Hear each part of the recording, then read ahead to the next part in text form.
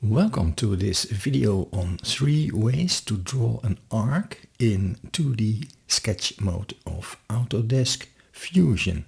Let's just for change select a dark theme today. In display settings we can select environment and then dark sky.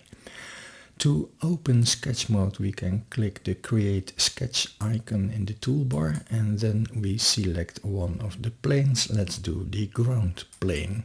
I created 2 vertical lines to which we now want to add an arc here on top. Let's go to the create menu, select arc, and we see we have 3 methods. Let's choose the 3-point arc first. Click. 3-point arc, the word tells us that we have to select 3 points. This is the first point, left click. This is the second point, left click.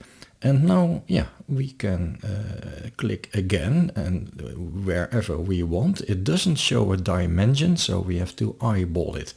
By the way, if we move further up, if I put the snap off, we can see it better. If I move further up, there is one point where it snaps. Over there. We see 2 green circles on the lines now. This means that we are now tangential. And let's click over here to finish this 3-point arc. Let's now choose one of the other methods. Over here we can select them. Let's do the center point arc. Click. It asks us to place the center point first. Well, no matter what we want to do, let's do it over here at the middle of the bottom. And then click, and then we go to the first point and then to the next point. Or we can type in a dimension. Let's do that in a minute. Let's click again, and now we have the center point arc, which is of course a circle, a part of the circle around this center point.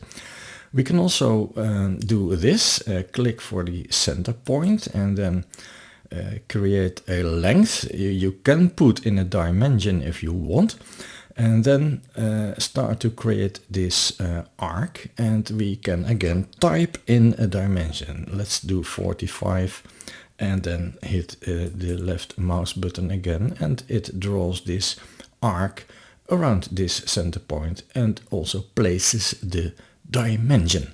The third way to create an arc is a tangent arc. Let's click over here, and what it is going to do now is depart from this point in a tangential way to that line. So no matter where I move my mouse, that tangent constraint stays intact. I can type in a dimension, or I can click on another point to finish this arc. That is that. There actually is a 4th way to create an arc. That was with the line tool.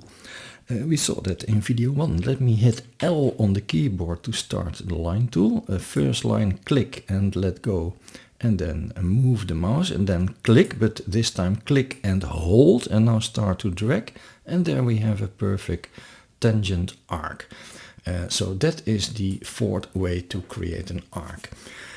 This was it about arcs. Thank you for watching. Maybe see you back in the next video, and in the meantime, have fun.